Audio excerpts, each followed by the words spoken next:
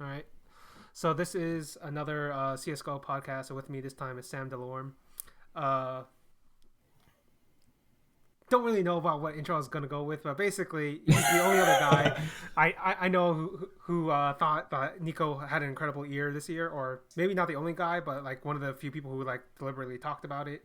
Even had an article basically saying this was NiKo's career best year. I essentially agree uh, on that entire thing as far as I remember. But what I wanted to talk about was the rankings of this year because uh, we'll go into it a little bit. I guess we'll start with simple because I know like Peter from HLTV was like it was an interesting race for number one, and then from my perspective I was like yeah there was no race. Simple like won this like months ago, in my opinion. But what do you think? Well, yeah, not months ago. Like obviously he had his summer was insane, but if he had been mediocre afterwards, that would have hurt him a lot. But I think the reason it's interesting is because it the question of whether you prefer simple or device as the best player forces you to test your own criterion. Mm-hmm. If you think that, or criteria, I should say, if you think that, like I remember I say this all the time, but Launders told me at some point, oh, the best player is just the best player on the best team. Like we have no way. That's just the way we should go. And obviously, Astralis was by far the best team this year.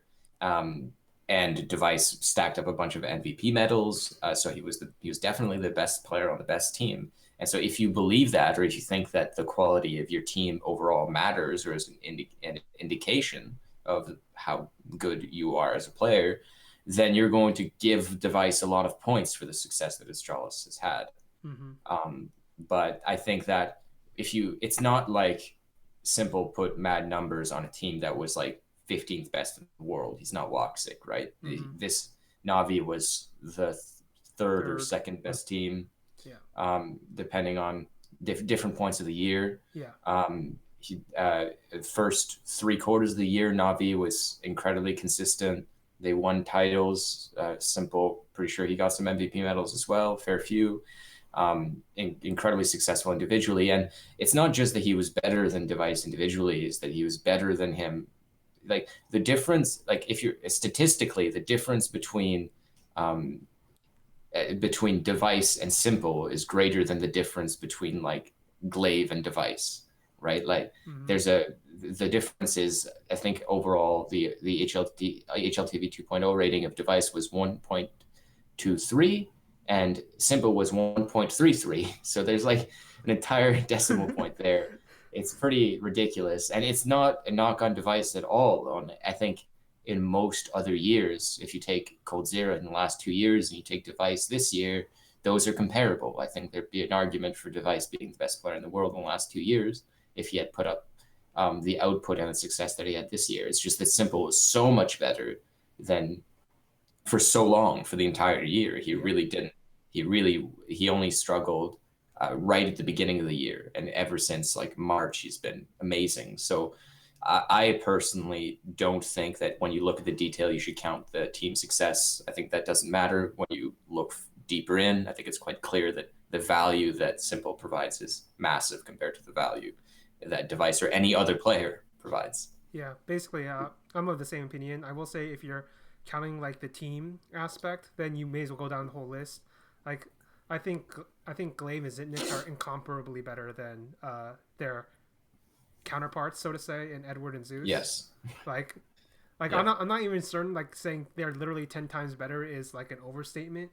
It might actually literally be 10 times better. And if that's the case, like Simple carried those guys for so fucking long.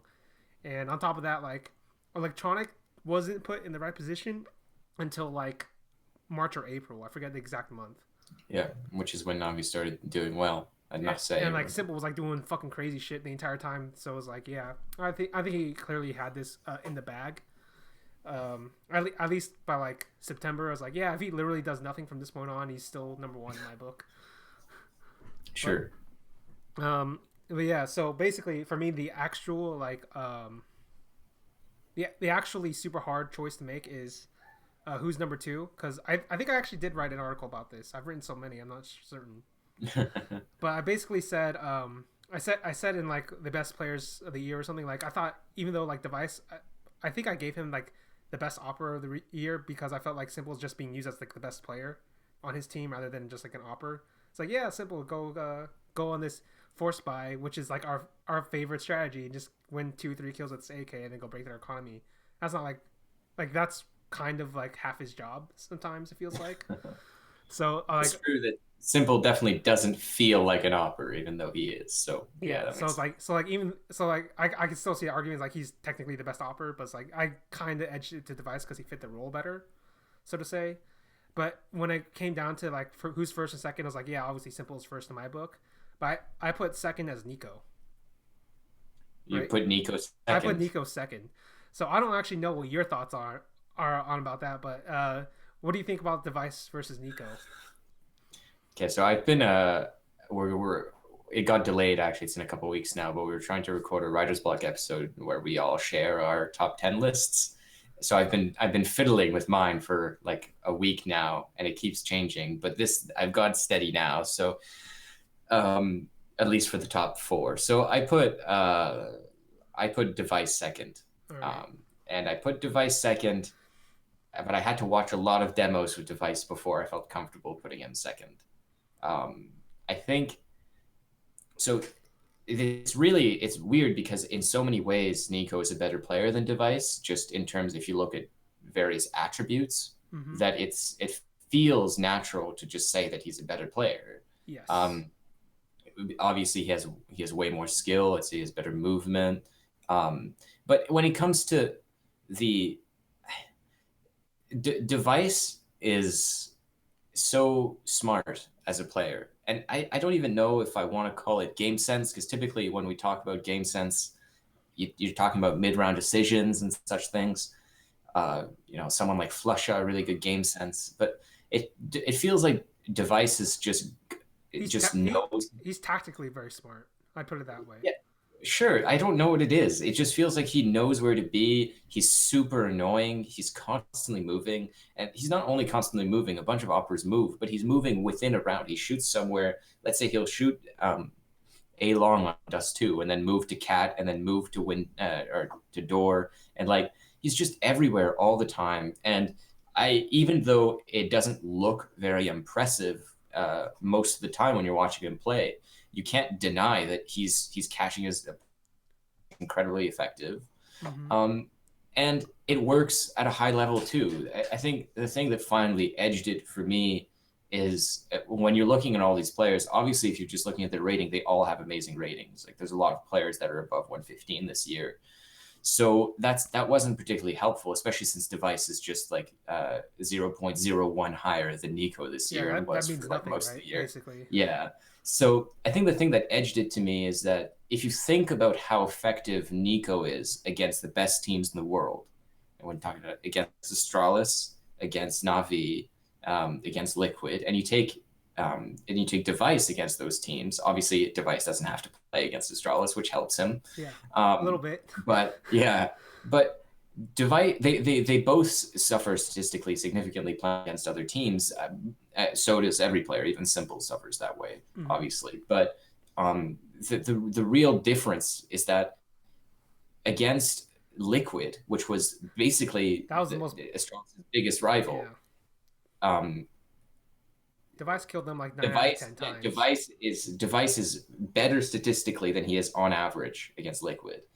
So he does better. He plays better than his average, even when he's playing against G2 and all those terrible teams. Like, take all that into account, that's still worse than how he plays against Liquid. And you have to think, when you think about some of the close series they have, some of the dominant series they have, the sheer volume of series they had, like that's the fact that he can play so well against a very good team definitely gave Astralis more titles. It definitely had an impact on their results, and it definitely contributed significantly to their success in a way that NiKo just didn't have. NiKo is good against, like, for example, NiKo is really good against Navi, and NiKo isn't bad against Liquid, and he isn't bad against Astralis. But is NiKo playing at a superstar output against those teams? No. Like, well, first of all, pretty much no one I know plays against plays at a superstar output like, against Simple, Astralis. but like Simple's like, but like can't even fight. But even Liquid, like NiKo doesn't dominate Liquid,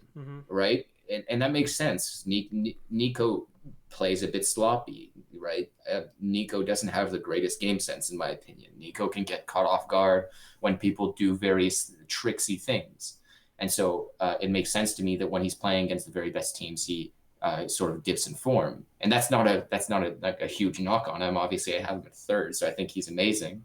And I think he's the most skilled player in terms of raw aim. Actually, I think he's better aim than Simple. He's pretty close to Simple in terms of aim.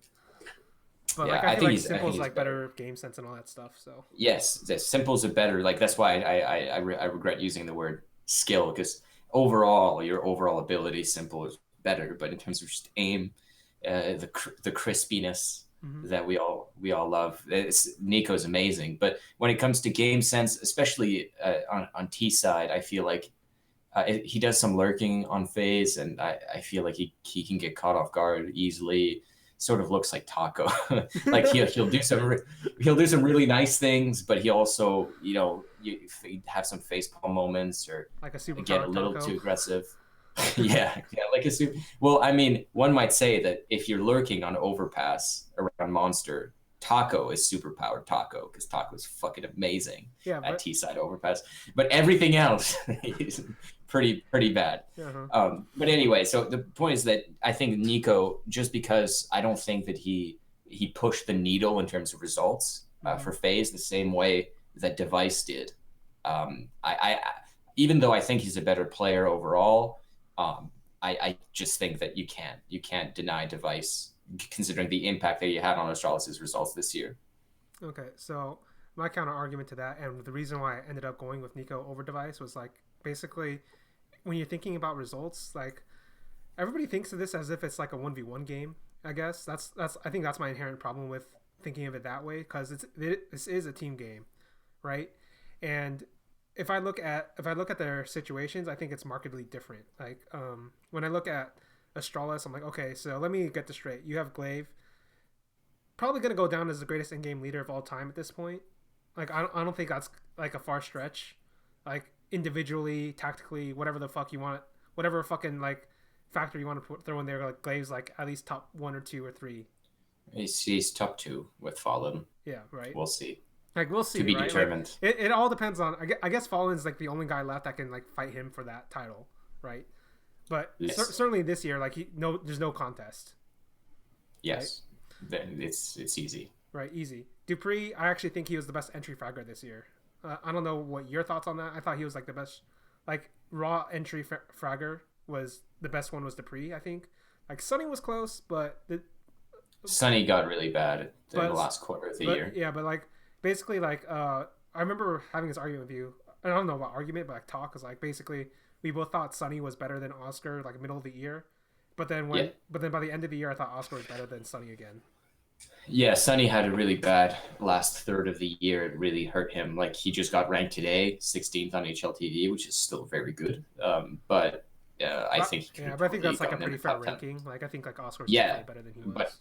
But I think that he could have gotten top 10 if he had maintained his form. Mm-hmm. But you can't justify that when you're bad for a third of the year. Yeah, right. So you have Glaive, you have dupreeh, you have Magisk, and I think Magisk is like he's a pretty. I don't know where I'd rank him as a lurker, just because the entire problem with like the lurker role is like it's completely different from before.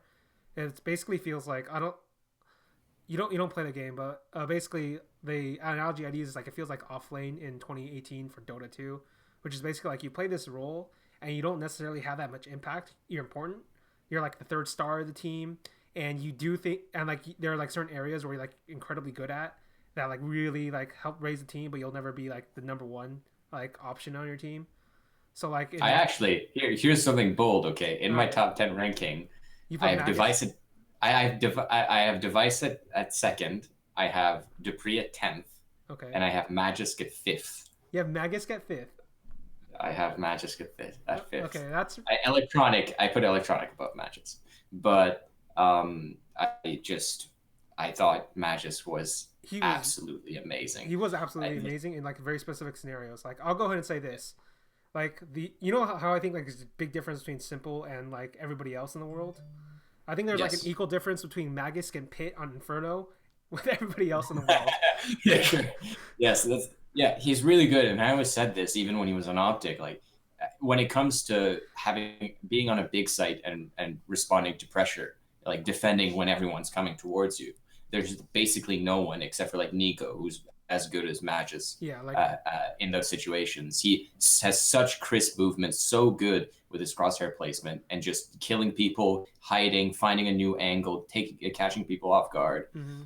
He's so effective. But the reason I decided, like I originally had Dupree way higher up in my list, yeah. and I started looking deeper, and I found that obviously Dupree is going to be more inconsistent because of his role, but it's not so much Dupree that lost points, and more that Matt just gained so many points in my book when I started watching him, because he's good always against every team. He doesn't take a statistical dip against the best teams, and I just found myself when I was watching him, or even if I was watching dev1ce like on Nuke, I remember watching him on Nuke, and suddenly just Magis like kept popping up in the headshot from ramp, and she was like, "What the hell? Why am I not watching this guy's demos?" Like, I think to me, I would say, this might sound weird, but I would say that it's possible Dupree has a bigger role on the team than Magis does, but Magis excelled so well. I don't think it was possible for Magis to do better. Like, I don't think any other player would have done better in his positions than he has. So, and it's not like you're taking someone like dev1ce or Taco, because Magis is very involved in the game. Like, it's just that he's less involved in the game, especially on T side than Dupree and dev1ce and Glaive. All right, so here's the analogy I'd use for this specific scenario you're setting up. He's basically like Rush in Optic, in a sense. It's like, yeah, you're setting up the game around like the Optic that won E-League. Like, you're setting the game up around Tarek and Mixwell mostly, but it was Rush who was like doing all the good shit, I thought, at that time. And like, that's kind of how, so even though he wasn't better than they were technically, like in terms of his raw impact, he was like amazing at that point in time. Whereas like that's a good comparison. Yeah, but like the difference is like I think Magus actually does more relative to like their teams. But the reason I didn't put like Magus above like Dupree in this sense you're talking about is because I don't think he was as good as T side, but I did think, like I said, his CT side was fucking amazing. And I will give him the credit of like I don't actually have the statistics, but I swear to God, like their pistol win rate went up by like 20-30% after he joined that team. Yeah, he is a really good pistol player. I don't know if it's weird with pistols. I don't know if the stats back any of the things up. It's so random. Like, this is why I hate them. Yeah, but like we used to say, like Nip is so good at pistols and Dennis is super good at pistols.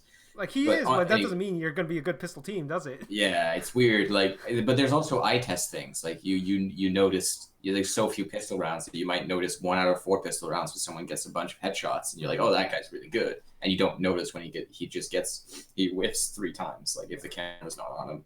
So yeah. Anyway, this is not about Magis, but the point is Magis is amazing. Yeah.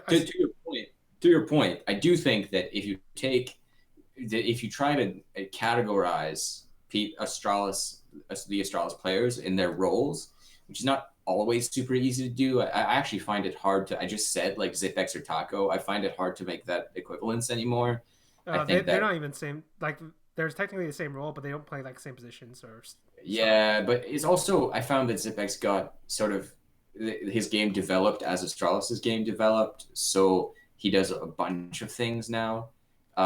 He's like the handyman. Yeah, so it's hard to, like, it's even hard to find CT positions for a lot of Astralis players just because they're constantly moving around. So I think anyway. But if you take loosely, if you allow the categories, then I think it's plausible to say that every player on Astralis is the best in their role except for dev1ce because of Simple, but otherwise dev1ce. And that's always weird to say. On one hand, because obviously the players look better because the team is successful, but on the other hand, the team is successful because these players are so good. At the same time, I don't think that Magis and Dupree are the ones that are overperforming statistically or look better than they are because of the success of the team. I think that's more. I think Dupree might.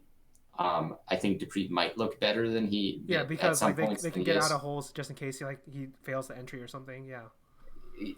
Yeah, and but also like when your team is so good strategically, it's presumably way easier to entry frag. It makes your life a lot easier. Yeah, Same with device, right? Like device benefits a lot greatly from their from having great communication and being able yeah, to and like to their play like in a way utility is a like fucking that. your utility helps Yeah, device a lot. Like abuses yeah. that pretty well.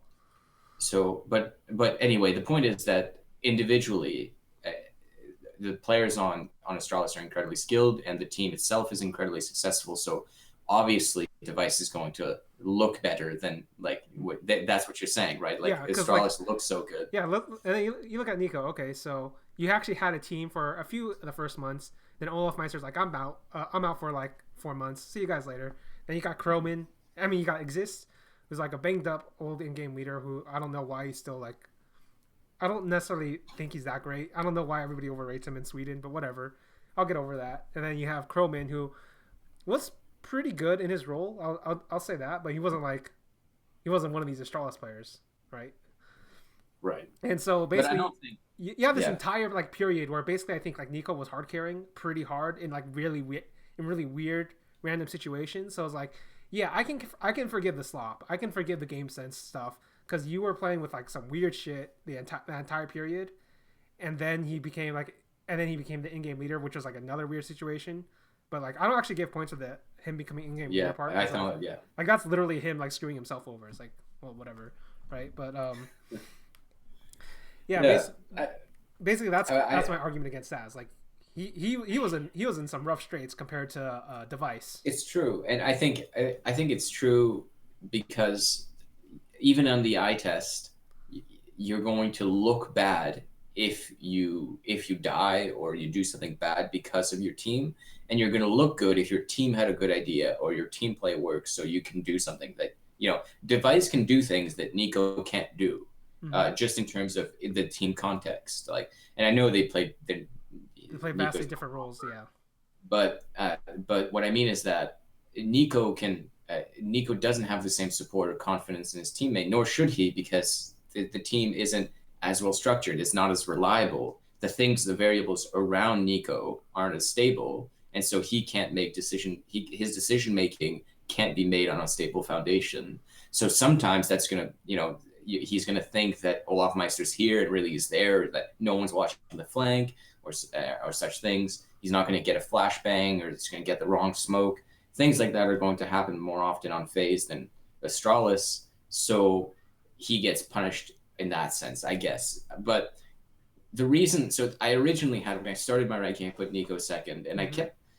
and this is why I had to watch Device, because in the abstract, it's hard to say, it's hard to get, just looking at the numbers and knowing them by reputation and watching them in the past, I think you'd give an edge to NiKo. But when I watch Device play, especially in the last few months, I don't see I don't see I don't see him benefiting. Like when he gets multi kills and such things, I don't see him like, oh yeah, that's because so and so, like Glaive was watching the angle, or that was a really nice flashbang, or things like that. What I see is someone with a bunch of initiative, constantly Yeah, catching he's like people high. off guard. He's underrated in terms of how high impact he is generally. Outside Yeah, of like Inferno, but that's like you're supposed to bait the opera on that map. So yeah, but the thing, like he's not only good with his own utility or with Astralis's utility. He's good at managing the opponent's utility as well. Um, I think he actually had significant development in his opping this year. I actually did love Device as an opper last year. And when we knew that Kirby was leaving, I suggested that this didn't age well, but I suggested that they get Yugi, and not because I thought Yugi was a better opera than Device. Um, I thought that at that point Device probably was slightly better, but Yugi could be as good if he was under the counsel of Glaive and Zonic. Um, Obviously, that turned out to be false, at least for now. Like Yugi's listen, man, dead, and it's been like 12 months. How long do you have to keep yeah. up hope? But the reason I wanted to do this, because I wanted Device back on the rifle, but I thought he was better on the rifle. He But still this plays the is rifle a good amount on the T side. yeah. He plays the rifle and he's good with it. But I think that this year was the first year where Device was as good or better on the op as an opper than he was in 2015. Mm-hmm. Um, And I just think that he became way more assertive. He became way more confident. And that has to do with his team, yes. But it also has to do with him just Evolving. having, yeah, knowing his limits more. And when you know your limits, you can push yourself harder. You're not so scared. Like there are kinds of players where they don't know their limits and they go too aggressively, or they go beyond their limits. And there are other players when they don't know their limits, they play too safe because they don't want to make a mistake. Mm-hmm. I think dev1ce is very much the latter. But now that has a lot of experience opping, I think he has way better awareness on what he's capable of doing, what he can get away with. And I think that he really stretches that way more now. I think that dev1ce will always be limited in terms of skill with the op. I don't think that he's close to well, I shouldn't say I don't think he's close, but I don't think he's on the level of Guardian or Guardian and many Escape other. Maybe, but like not Guardian now. No, even now, like I'm talking about mechanical skill. Mechanical skill. Okay, that's fair enough. Mechanical skill with the op. Like what happens when 3 people are rushing you down and you have like 2 angles, right? Are you going to get that 3rd kill? Or are you going to get that 2nd kill? Yeah, Guardian, like, Oscar, dev1ce, those are the kinds of guys you're thinking of. Yeah, totally. Or like Simple. Simple, obviously, but like you could do that with any gun. You could probably do that with a Glock for all I know. Fair enough. Yeah. And I don't think that in those situations, those pressure situations, dev1ce is excellent. I think he's good. I don't think he's a problem for his team with the op. But I don't think he excels. But I do think that he's been so the way he uses his mind with the op has made him more impactful than plenty of other operators that are much better. Like he's been better and like he's just provided smarter. way more value. He's provided way more value than dev1ce has. Like, and some of that has to do with quality of competition and such things. dev1ce can't prove it, but even if dev1ce, like I look at dev1ce plugging all the holes on Hellraisers and all that, and I look at dev1ce and I'm like, no, dev1ce has more impact even if he's significantly less skilled, right? And so I have a hard time saying I don't think that dev1ce would be as good as he is on any other team, but I also don't think that any other player would be as good as dev1ce on that team. I would rather have actually, yeah, you're probably right. Like, I would rather have dev1ce on Astralis than Simple on Astralis. Even if like obviously the counter argument is like I'd rather have Simple on literally every other team over dev1ce. Yeah, right. No, for sure. But I don't think so. You can take that as a point against, but you can also take that as a point for. Like the way that dev1ce plays and the impact that he has, then his mind allowed him to be incredibly successful and assist and play in coherence with what is now the best team of all time, right? So, and in a way that I don't think any other opera would have been able to. And I don't think that if you had any other player but dev1ce in that team, that wouldn't be the best team of all time. I think they would have lost a lot more finals against Team Liquid. I think they would have not been as good against Navi. Like there's just, although to be fair, like it's not like dev1ce was amazing against Navi, but he was still good. But like what you're basically saying is like I'm not even sure they would have gotten to Navi without dev1ce. Yeah, well, they would have been good, but would they consistently keep making those finals? I'm not sure, right?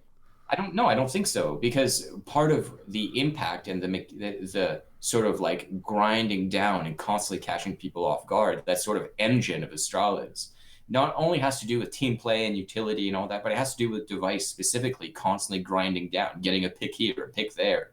Like, it's incredibly, like, remember that 19% of Astralis's round wins start with dev1ce getting an opening kill. So he's just, I think he really is the engine of that team in terms of fragging. So I have a hard time not, even though if you tell me who's going to be better next year, or like I would say NiKo. Yeah. Just this year, it's so hard for me to say. Yeah. It's so hard for me to detract from dev1ce. Yeah, because like we're basically running the same argument, but like we're obviously taking different perspectives. Like, here's my problem. I don't know if you want to call it a problem. Like the essential thing about dev1ce is like I agree with basically your analysis, but that's kind of the reason why I went with NiKo. Because if you think about it, like basically this guy had to be in, like this guy's like dev1ce's greatest strengths as an opper isn't his mechanical skill, it's his mobility, game sense, tactical awareness, and like his ability to like mix it up, right?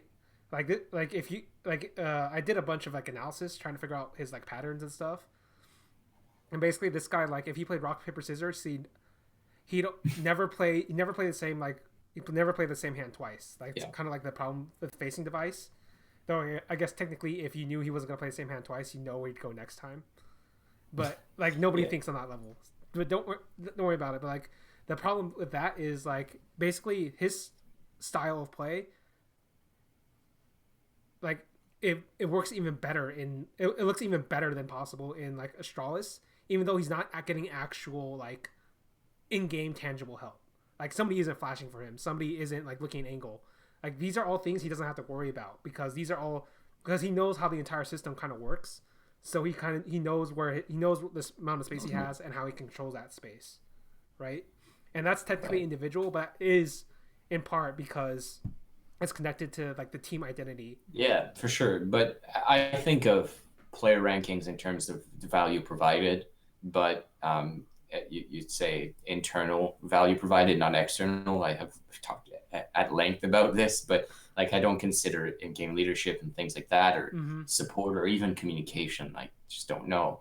But in terms of value provided, yes, it's true that dev1ce would have provided a lot less value on any other team but Astralis than NiKo would have.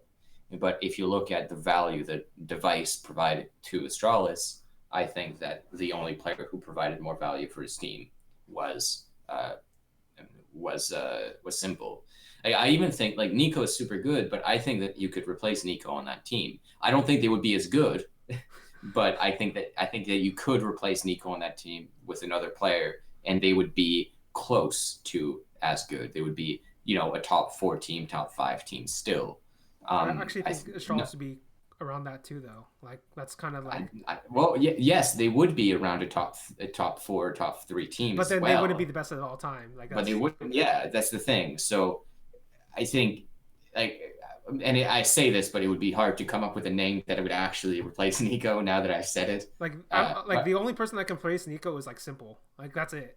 No, well, I think no, but not in terms of people that would replace him and add more value or even equivalent value, but peers. Like there are peers. I think that if you add Magus to that team, add, yeah, come on, look, Magus is good, but he has very specific requirements. If you add Magus, if you add Electronic to that team, I think that you're not as good, because I don't think that those players are as good as NiKo is, or as this is my biggest thing with NiKo is that NiKo is incredibly versatile. You can play any place on the map that you want, serve any function except for maybe opping.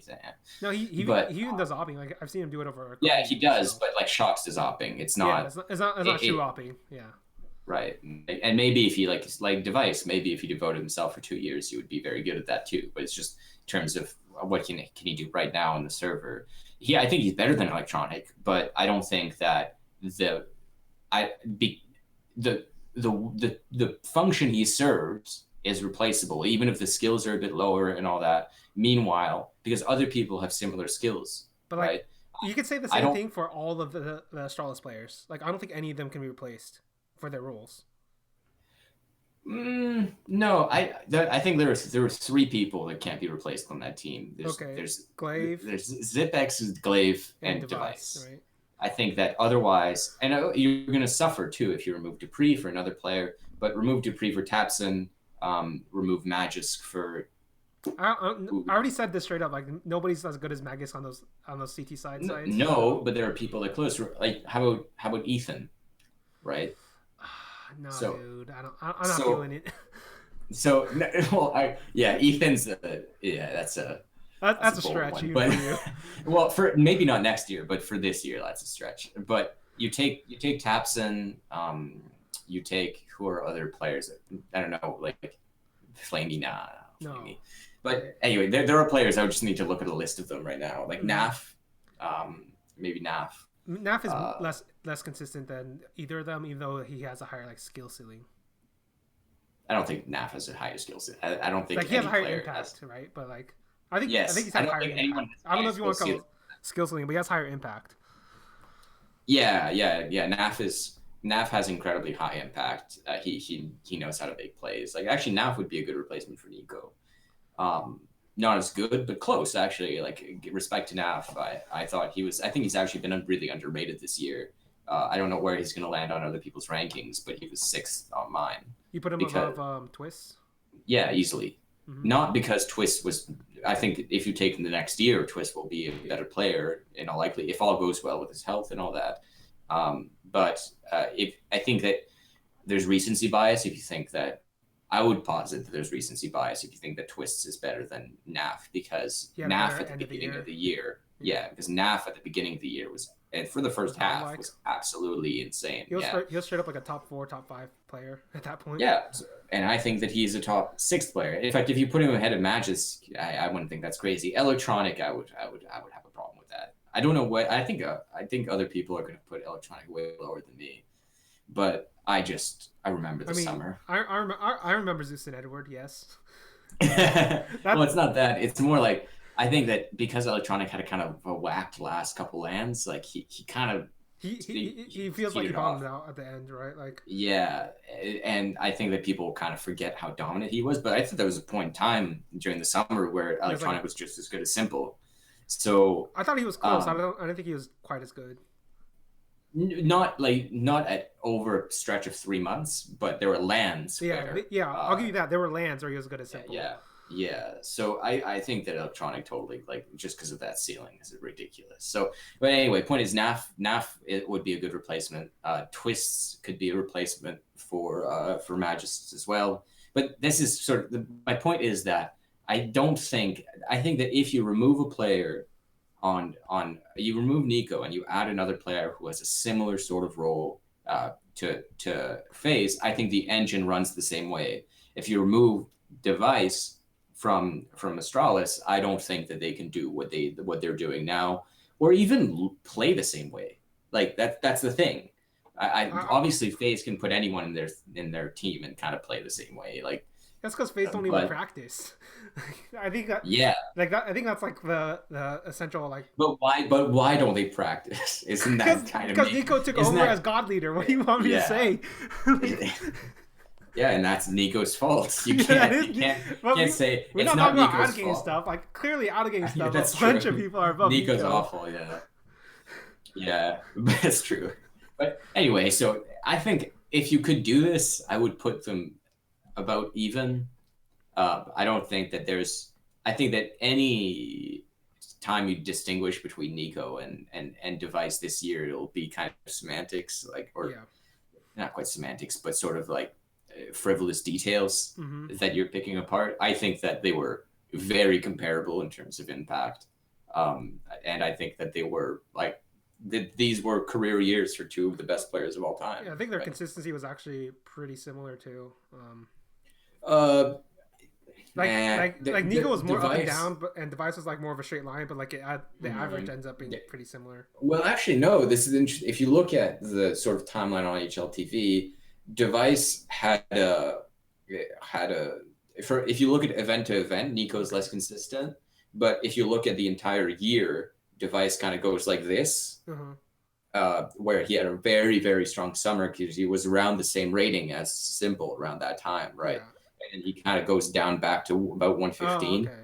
Meanwhile, NiKo was like 118 to 123, but never went to the 130 range. So over a period, because those ratings take into account, I think, about 3 months at each point in time. So I think that there was never a 3-month stretch where NiKo had a higher ceiling than dev1ce, but he definitely had lands where he was like, okay, I'm amazing, and then I'm amazing. Where dev1ce is more stable land to land. Okay. But in terms of form, dev1ce was less consistent this year. Yeah, but I'll go ahead and I understand all your points. Like these are all points I was thinking about when I was choosing between dev1ce and NiKo. But like I said, like the whole problem with I have with like dev1ce isn't him. It's just like his team is so fucking good. Yeah, but I think the thing that really was the nail in the head for me. It's like hard to divulge the team from the player. It's like that's definitely true, but. If you look at how good he was against Team Liquid specifically. Listen, man, every Astralis player looked fucking amazing against Liquid. I know, but this is an important point because it's always strange whenever a player has an incredible rating against the best teams in the world because it doesn't happen, generally speaking. NiKo's best rating against the top 3 team is 118, and then dev1ce's is 126 against Team Liquid. and like the rating doesn't matter so much, but like you look at how many times they played down Liquid like 6. It's like how 13 times or something. and Actually, it's so like you watch the demos and it's so bad. annoying to watch because at many points in time I was cheering for Liquid to win those games, even though Astralis is my favorite team, because you can't help but feel bad for. Like at least give him one. Yeah. No, not gonna give him even one. The thing that comes out to me is Elysian mid just constantly getting throttled by device over and over again on both sides of the map, and mid Mirage. Sorry, I should mention like that. I already know it's what just you're like, talking about. trying to work make the SG and the AUG work, and just getting actually thrashed by an actual big zoom machine, and just and so I think that. That to me is a standout in terms of that. Even if device was one of the top 3 players in the world, you wouldn't expect him to be as good as he was against Liquid. And part of that has to do with Liquid's style, right? Like Liquid kind of relies on not being taken by surprise, right, and being on the front foot. But against Astralis, obviously they were often on the back foot, and they often got caught off guard and picked off by device. So, and I don't think that. Like if you look at Simple, if you look at NiKo, those players weren't able to have the same impact against Liquid as device, which speaks to how versatile and how surprising and how good at counter-stratting device is as an operator. So I think that for that reason, it had such a substantial device's ability to outperform expectations against Liquid had such a big impact on the result of the year that you went with to me that's a sign of how much impact that's a big spike in value, being able to win multiple titles against the second best team in the world, right? But if, for example, if the second best team in the world that year had been FaZe, device would have done much worse, because device is not very good against FaZe, right? So but he is super good against Liquid. Liquid was the team that he played over and over again. That was the competition that he was faced against. So you play against who you play, and like he dominated that matchup. So, all right, I think that about covers it. I think we both went over our points. I don't think we're. You're not converted? Of course not. Listen, man, NiKo like literally fucking. Oh man, first off, I think you already said it. He is a better player, right? Yes. All right. Well, like. I think, yeah. Yeah, in the categories we defined as better player, he's when I say that when in terms of rankings, I talk about value, but like when I talk about players in general and who it's more who would I draft or who would I rather have on my team or things like that. And I think that as we covered on any other team but Astralis, I don't think device is as useful. So I think that it's fair to say that that NiKo is a more versatile player in that sense. Yeah, and then like the way I define value is how good are you in like in terms of like the overall field, rather than like necessarily specifically within your team, because I feel like the team structure within Astralis is completely different from the team structure of other teams. So like it's not like they're even comparable like team structures. Like, okay, who's the guy whose FaZe is equivalent of Zonic? Like there is no equivalent, right? Wow, you don't know what Robin does. Maybe he's just not as cute as Zonic is, and so you don't notice him. He was out there chilling, letting NiKo and Karrigan fight it out for whatever reason. Like, I don't think I'm gonna go ahead and say I don't think he's like a very strong dictatorial type, right? No, I don't think so. I suspect not. And I know like Zonic's already come out as like, yeah. So basically, I control this team emotionally, and I was the guy telling him to do all the tactics in terms of the utility usage, and I also in-game lead on the side so that Glaive can practice. Like, okay, like these are all pretty good. These are all pretty good things, Sonic. What's Robin doing? Yeah. Like, I don't know. Robin skipped a few events a few times. Like that's all I really remember about him in this year, right? I don't know what he does, but we don't see. Yeah. But you can't take that into consideration because we just don't know. Like it just might be that he doesn't go on interviews and say that, oh yeah, I do all the strats and things like that. So, well, you probably, if you're doing the strats for FaZe, you probably don't want to go public with that. I'm pretty sure if he was doing the strats for FaZe, like it would go downward. It would go downward. Yeah, his reputation would go down. Like literally, if we just put him at neutral, he's still worse than Zonic. If we even put him above average, he'd be worse than Zonic. So, like, I'll go ahead and say I think he's probably worse than Zonic. Yeah. Like, do we know who's going to be on FaZe this year? Is it a Dren? if you're talking about like the fifth player, like the guy people think it is it Dren, which I think is like, as good of a choice as any. If you're talking about the coach, like Real Sport basically said they're in talks with Yanko. That's weird. I guess he's, he knows NiKo. Maybe he'll be able I think to. like he's literally the only guy who can like curb NiKo. So I think it's like worth a shot. I don't know. I don't know enough about the personal relationship, but that makes sense, sort of. Yeah, basically he's his old in-game leader for a few years. So it's like maybe there's some level of respect there that other coaches couldn't get from NiKo. Yeah, I'm just surprised that Yanko still wants to coach, but maybe he liked it. I mean, MIBR was technically a success, even though he didn't like become like the best team. They did get better under him. Yeah, I just assumed that it must have been kind of depressing to be on that team. Yeah, but maybe not. Yeah, maybe he just wants to compete, and this is like his outlet. That's true. Like he seemed to be really into the whole round to round thrill of things. I think most people are. So sure, well, Godspeed. Probably better than Robam. Who knows? Yeah, and like I said, like no in-game leader. Like I already went down the fucking list. Like yeah, basically they have the best roles per player. Whereas like and like not only do they have the best roles, they have like the best functioning system to like enable all of those roles. So right, but but you have to ask, why do they have all these things? Like one of the reasons they have all those things is because of device, right? No, I was actually gonna go back all the way to like the beginning. Like yeah, because one day Zitnix realized, wait, if I team up with these two star players as a support player, we're gonna go somewhere someday. And then the other part I was gonna go with is like, and then the other time Glaive got his lung collapse, and then he realized he needed to get his life together, and they became an all-time leader. Like these are also reasons. It's not just device, but. Like I admit, device is like a part of it. He might even be the biggest part of it, but was it that much more value compared to NiKo? And I don't necessarily think so. I just think that if you don't have device playing the style he does, then you don't have Astralis. You don't have Astralis last year, and you don't have Astralis this year. Yeah, but you can say the same thing with Zitnix and Glaive. If Zitnix decided he wanted to be config at the beginning of his career. Well, maybe I don't know. I don't know if I agree with that. I think it would be less good. Like how many times Zitnix saved their asses in like big games? Like he's really fucking good.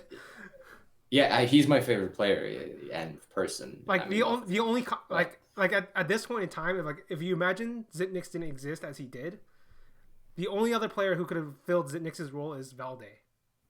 Like that's it. Right. Yeah, that's literally it. That's less controversial now. I since from the moment Valde joined North, I was like, he could be ZipX, and just better than ZipX was then, just as good as ZipX is now. No, but I think he's actually following like the alternate path I talked about, where like I'm gonna be a star player, even though I have like all. I know. I don't think so. Maybe the question. It's iffy, right? He's still choosing between the two. Yeah, but I think it's more like he currently is the best player on his team. Mm-hmm.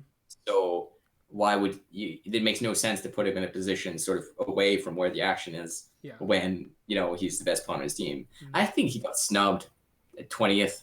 I think he's better than Sunny.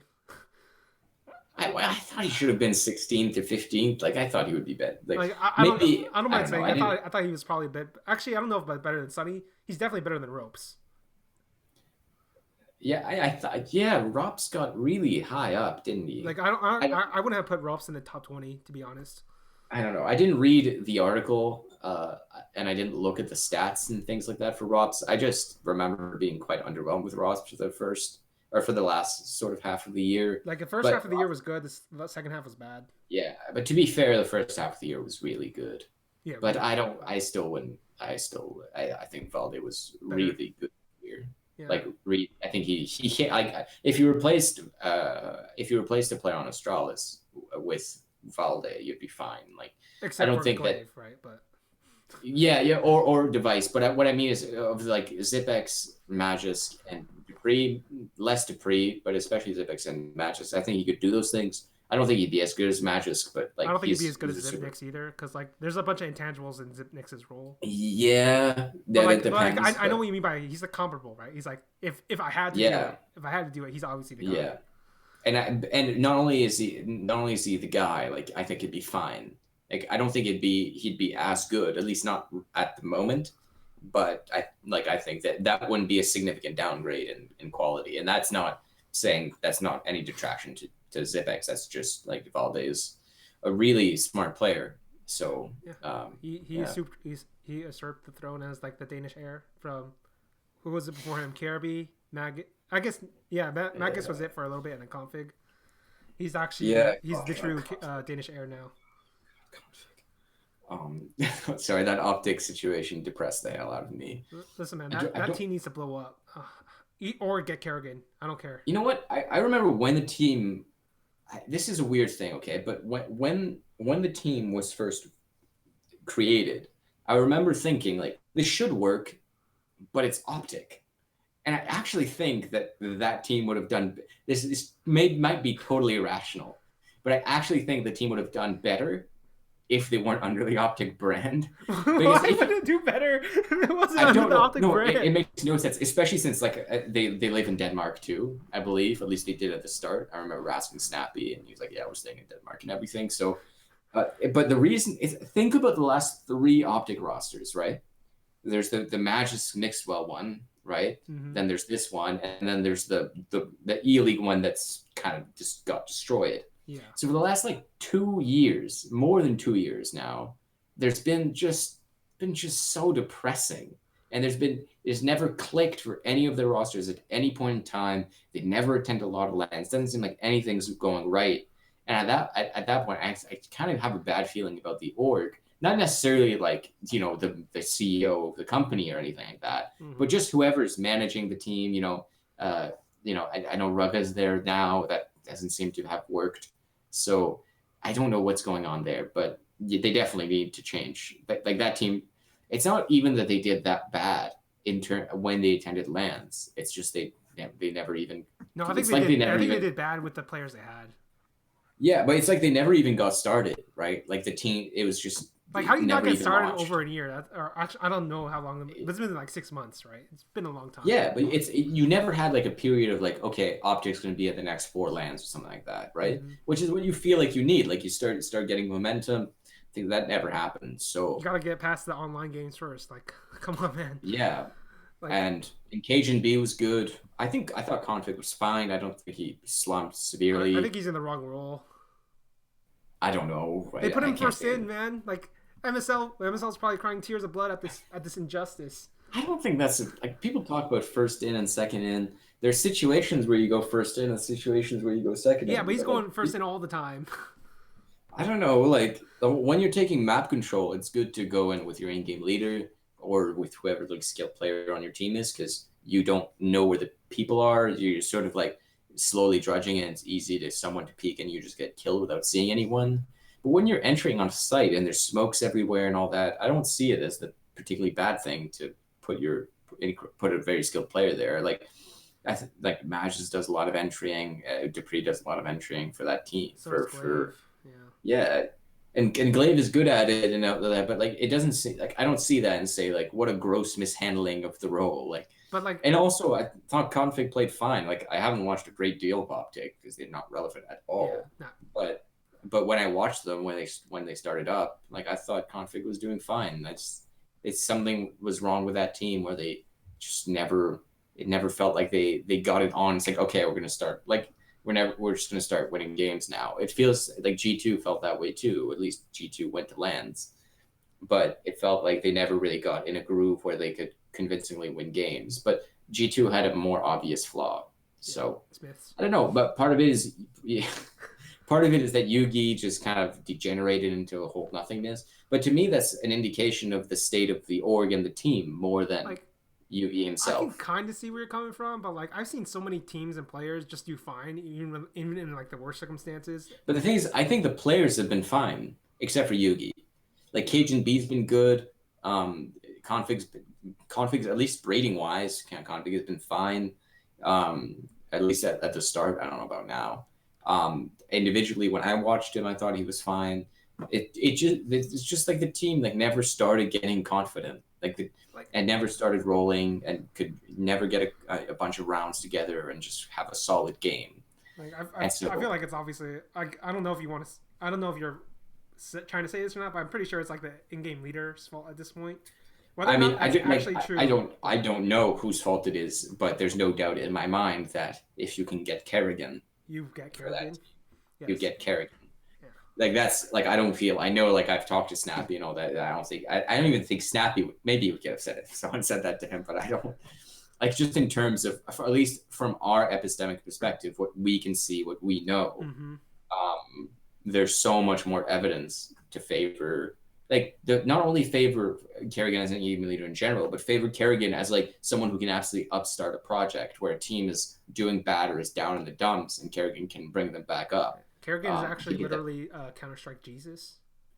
Like yeah, how many people has he resurrected at this point? He's resurrected so many careers. Yeah, but also just getting a team like. Remember where FaZe was when that team started? Yeah, like that's actually his masterpiece. That's his masterpiece, right? Yeah, there, right. Like that team was dead in the water, like totally depressed. No one on that team seemed to care. And then he comes in, and they become like within a matter of months. And NiKo, that's not a coincidence, but even before NiKo, they immediately started looking more motivated. Yeah, they jumped up like 10 ranks before they got NiKo. Like it was fucking crazy. And you look at where Optic is now. Optic looks very much like that FaZe roster, just dejected. But like but for like Karrigan, like the entire problem with like Optic and Karrigan is like a bunch of teams should be thinking about Karrigan because a lot of them are in that like dejected state. Yeah, but I don't think there's that many teams that have the same degree of skill as that. I don't know, like, as this team does. I think okay, go ahead. You take Mouse Sports and Fnatic are the two teams that I look at, especially Fnatic. Not so much Mouse Sports because I like Chris J, but not as a person. I'm indifferent to him. No, like if Karrigan is gonna go into Mouse, I think you'd have to remove one of the other guys instead of Chris J because he feels like a role they need. Yes, that is one of the problems that like Chris J is almost the identity. Team. Like him and Oscar are basically like the two people you have to keep. At this point, I don't think you need to keep Oscar. But I think if with Sunny the way he's going, with Robs the way he's going, you have to keep Oscar. Yeah, if you yes, but I don't, in terms of identity, I don't think that Oscar is as pivotal to the team as Chris J is. I don't think any player on that team, like Oscar, is probably the second in terms of identity. Mm-hmm. But I don't think he's the best player. Sunny is the best player. At least not in terms of form, but in terms of like if you were to keep him, I would rather keep Sunny than keep Oscar. I feel like Oscar is still pretty stable. Like I have him as like the third best opera of the year. I don't know about that. Who's better than him? Who's better than him? I would have to look into it. But I think Guardian, weird year, but a respectable year. Guardian had a really good beginning of the year, and then he dropped off towards the end. He had some. He looks like he had some motivation issues for some not very practicing. But it's hard to say, but I do think that there are other people, like even look at am I lagging? A little bit. Yeah, it seems. Sorry, my camera's frozen. But I would even look at like JW as an opera, but then again, I don't know how much JW is. Woxic. I'm just looking down the list. Well, JW spent like half the year not opping, so I think he's that's a problem. Yeah. So maybe Oscar. That's more debatable for me though. But I don't think it was a great year for operas in general because a lot of the top teams did. Everybody outside of Simple and Device wasn't that great relative to. You look at NiP, MIBR, Fnatic. They didn't, and North. They didn't. They had a lot of opping issues or lack of opping, so that's a significant chunk of the top 10 where you didn't have a lot of opping. Mm-hmm. So, I don't know, but anyway, but I think Karrigan should go to FaZe. Sorry, not FaZe, what? Obviously. I think Karrigan should go to Fnatic. That's the one. That's the move to me. Really? I tweeted this out, and someone I don't know what this was. It was like a stream thing on ESL or whatever, and they showed him the tweet. And what I had said, and then I had said, Karrigan to Fnatic, fight me. And then at which point Karrigan raised his fists at me. So through the digital space, I'm now fighting. But I think that would be perfect because I don't like Exist. I think he's fine, but I think that he's inferior to Karrigan in almost every aspect. I just don't. I don't see the reason why a Well, team would be he able was to be sick on top five. NIP like in 2012, man. That's kind of the reason I know, but I just think that I think it was the right move to pick up at the time. to pick exist. Well, if you were good, they clearly wanted to kick Golden. Yeah, Okay, so and you actually, kick Golden. we know why they want to kick Golden, kind of, because he's been Why? like sick for like 8 months or Oh, whatever. I don't know. I don't know. He's been in the hospital bed true. for like 3 months. Like Cloud9 has yet to play with him. That's well. No, they've played with him. I don't know. I think they played. I swear to God, they've every land they've gone to, he's a standing out going. A lot of lands. So yeah, but whatever reason they kicked him, and so Exist is a good stopgap, and they've floated above water ever since they've gotten Broland and Twist. So that's good, but I think that if you want to be really good again, like an actual top 6 team would be a realistic goal for them. I think that Fnatic should aim to be like a better than MIBR, but not better than. I don't think they'll ever be better than FaZe. Maybe better than FaZe, but not Navi or Liquid at their current level. Obviously, Liquid doesn't exist anymore. But I just think that if you look at Broland, if you look at Crims, those are 2 players that can really do a lot of damage. In fact, Crims is in my top 10 players of the year. Like, yeah, he's easy top 10. I feel like he's been underrated, but I mean, Crims has been underrated his whole career. So, yeah. But that's See, I just think that team can do better than they've shown. Maybe with more roster moves. I don't like Twist. I think Twist is okay for now. Like I have to we've only seen one land from them. That's why I'm like iffy. One way. Yeah, but I've never felt comfortable with Twist. I don't know. He just looks like he's uncomfortable in his own body. Like what? No, when he plays, I can't figure out a sort of style to him or sort of consistency. I'm like, okay, I'm comfortable with him being here. Like this is good. Like I feel like he's a role player. No, because he doesn't play that way, and he's a fill player. Sorry, a fill player. Right. He can. I guess he can do whatever you want, but he's not reliable in any position that I've seen. Like I don't like him opping. I don't like him right flank. I think he works well with JW because JW wants to be that super wild card thing, so he just does whatever JW isn't doing at that moment. Yeah, but I don't think he's reliable. Like he plays aggressively too. He doesn't play aggressively the same way. Like he doesn't make individual plays the same way that JW does. Like at the start of round, like okay, I'm gonna go do something. But in moment to moment decision making, he's also aggressive, and he's not that good. Like he's perfectly serviceable in terms of skill. I just don't like his decision making. He feels awkward. That's why he doesn't look comfortable in his own body. I just mean that he plays awkwardly. Okay. I don't mean that he needs to change gender or anything like that. And so I think that they need to change him. I like JW right now. I've liked him for the last year or so, even though I really didn't like him in 2017 at all.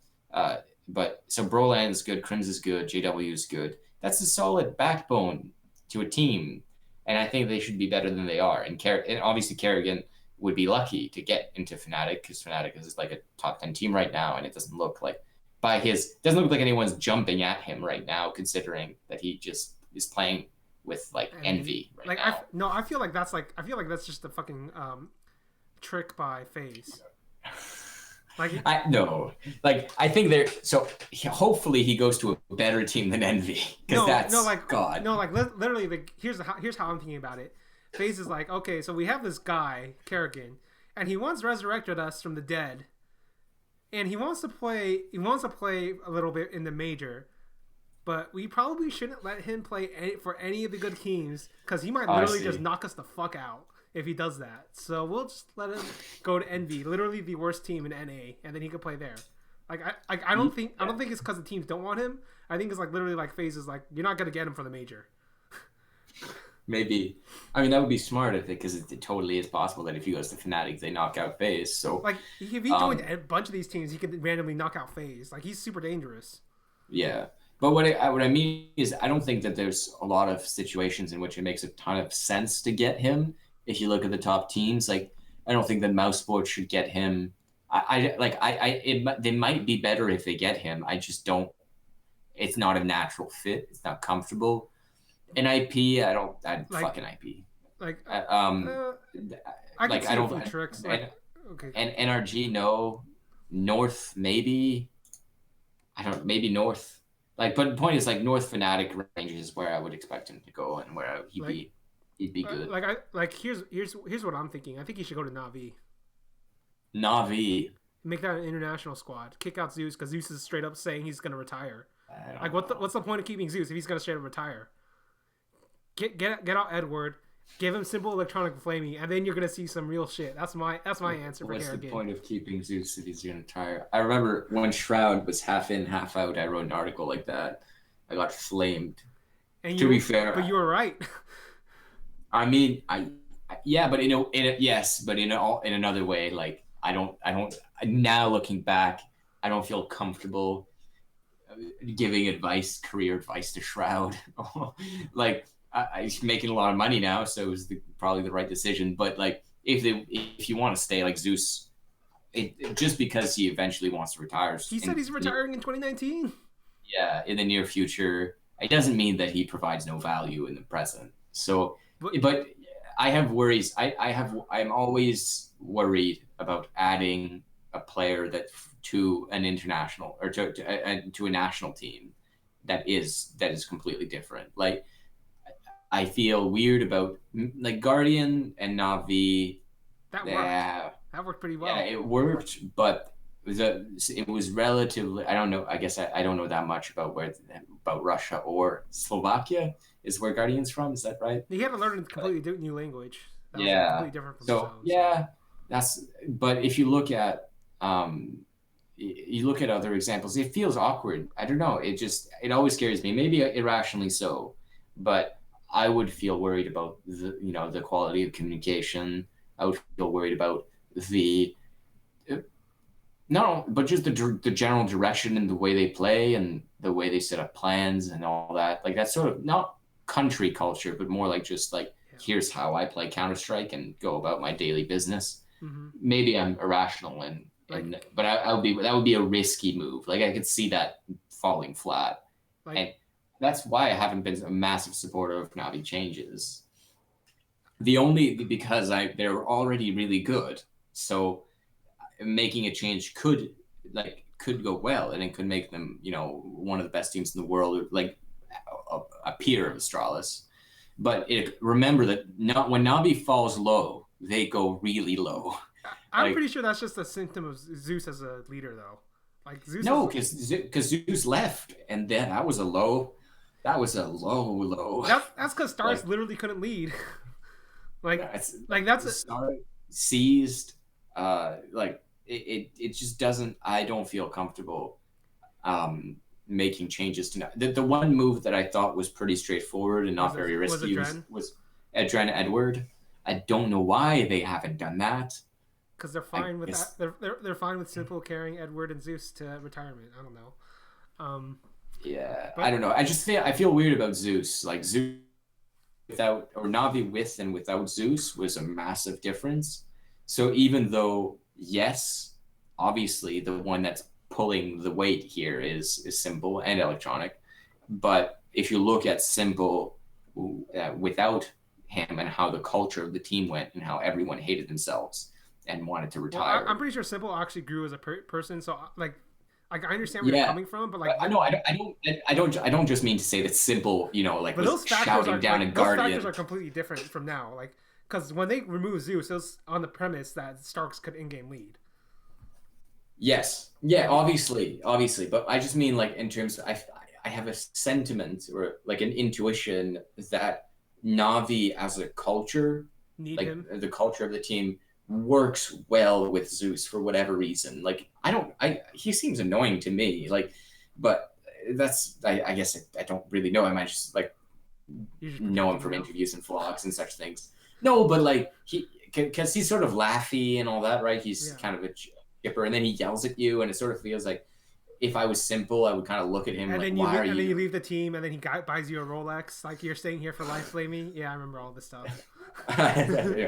Yeah. So I don't know, but I would just be wary of that. I feel like it would be safer culturally in terms of game style and in terms of past changes to put him in Fnatic. That seems like that would be amazing. Mm-hmm. That team. Okay. That's a team that would be better than FaZe. Yeah, like my other choices were like I think when Liquid lost Taco, I think they should have got Karrigan at that point. You see, there's a weird thing. Like testimonials matter when it comes to in-game leaders and all that, right? Like, yeah, it matters what other people say because we're not there. So that's how we build. One of the ways we build our opinions. So take this into account. Liquid was one of the most well-run teams in the entire year of the entire year. Everyone, including people outside of the team, say that Nitro is a very good in-game leader. Yeah. And the team has had amazing results with Nitro as in-game leader. So I don't, when I look at that team, I really don't look at Nitro and say we should kick it. Maybe it'll be different once now that Zeus is gone. We might look at that and say, in this scenario I'm setting up, he's not actually being kicked from the team. He's just not just a player again. No. But I mean, in terms, it seems him as in-game leader has worked really well. Mm-hmm. So even way better than Chris J as in-game leader in Sunny in Mouse. So I look at that and I'm like, I don't like that. That doesn't seem to be a problem. When I looked at that Liquid roster, I looked at Elish and say, get another player instead of Elish, and that might get you over the top. That might be the one, because Elish wasn't. I don't think Elish was great this year. I thought he was consistently good, but that's different from being great. I actually really didn't like him on the AUG and the SG. Like I thought he was actually really good towards the end of the year, and like he was like generally good. Maybe I don't know that it just. God, I see. He spent a lot of time, like I mentioned it earlier, but he spent a lot of time around window. Well, that's because you're watching a bunch of device VODs. Like device always kills Liquid. Yeah, I know, but like that's a terrible representation. It was against other teams too, but it was like I felt like with the AUG, he wanted to spend a lot of time with the AUG and window, and I don't know whose idea it was, but that meant that Liquid is spending a lot of time trying to keep mid, and they were getting picked off a lot trying to do that in a few key series, so that sort of annoyed me. That put sour taste in my mouth. That's Mirage sometimes, so that's not all of Elish's game. But I don't think that he needed to be replaced or needs to be replaced currently. It's just that you look at who would you rather kick, Elish, Twist, or Nav. To me, it's obvious. No, like kick Nav. Here's my proposal of why I would have done it. Like Liquid can literally beat every team except Astralis, right? So what you're actually thinking of is, what can you do to beat Astralis? And you get Kirby. We got it, boys. What's Kirby gonna do? Is he gonna Kirby created this monster? Anyway, you can go on with your point. But basically, if you think about Karrigan, like against the Kirby lineup, he was the most effective in-game leader against that Astralis. Against the Kirby lineup, and then against this lineup, he actually has three series wins against Astralis. That's true. He is the Astralis killer for whatever reason. Yeah, so like if your literal goal was to just kill Astralis, I think he's a good choice. Yeah, he is. It's just that Liquid lineup would be less good with Karrigan on it, and especially whoever you remove, that would be worrisome to me.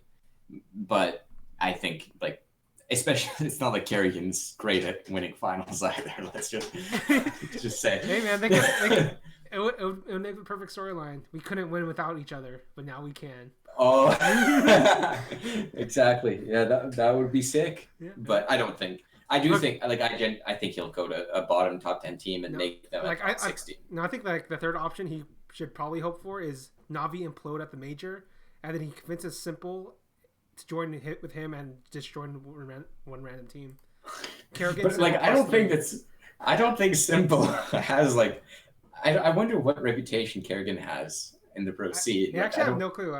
I just think he's fucking great, but I don't know what the pros think. Yeah, but I don't think we look at him and you're like, yeah, Karrigan, what a superstar. I think people look at Fallen that way.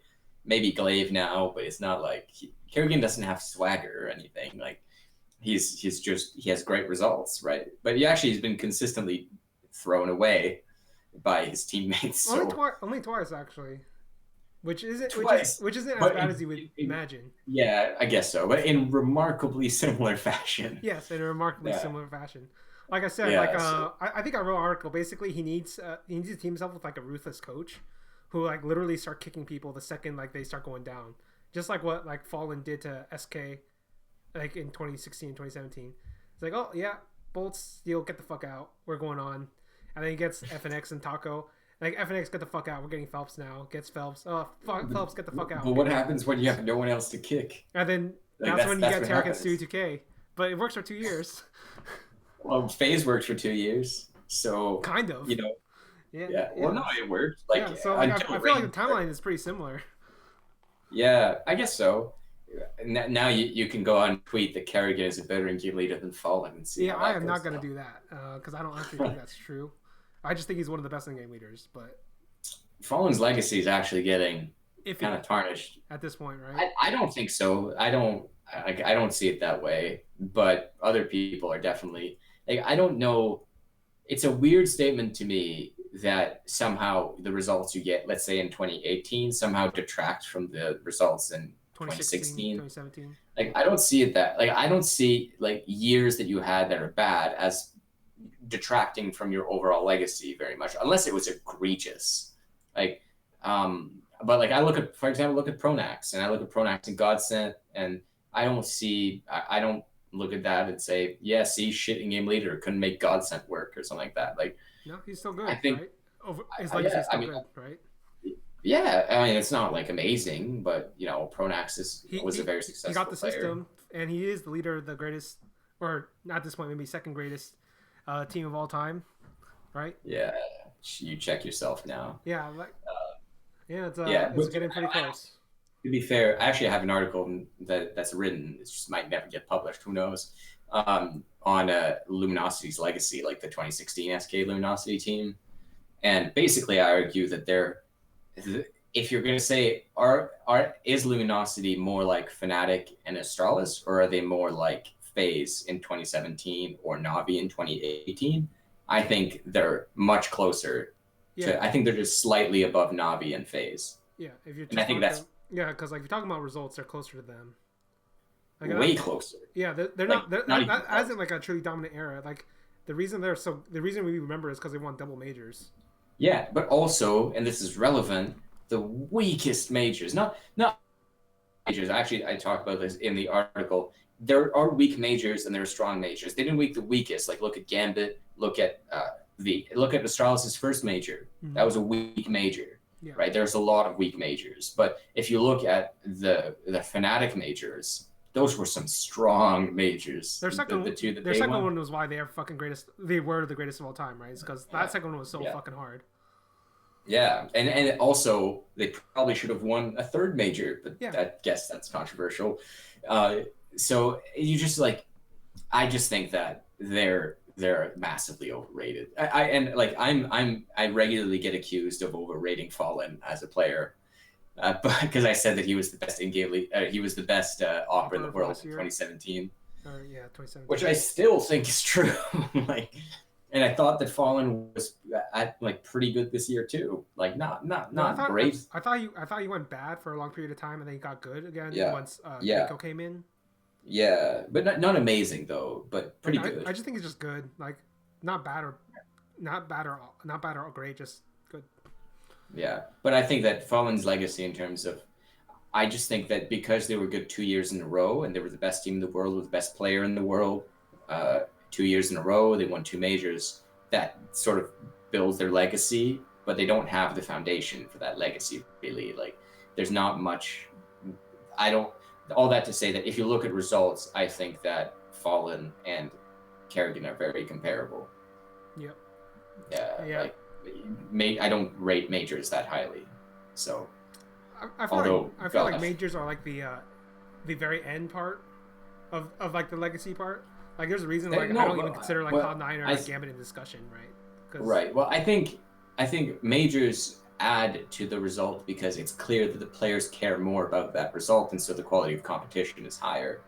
But you also have to look, like, that's not a be all end all. It's not like there's no tournament that's as hard to win as a major. Like ESL won Cologne, regardless of whether or not it's a major, is harder to win than whatever the fuck the ESL Cologne that Luminosity they were still Luminosity, right? Yeah. That Luminosity won was not as hard as many tournaments this year. Like I would have to look at the list, but I would posit ESL1 New York tournaments like ESL1 Cologne, tournaments of that stature, generally speaking, are harder than the one that they won. Mm-hmm. That was a really weak year. So anyway, that's an aside.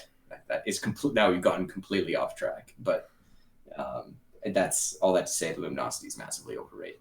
Yeah, I think we've. Yeah, I have no clue how we ended up here because this is supposed to be about. I know, right? I know. Yeah. Oh well. All right. I think that about ends it then. Yeah. See you guys later.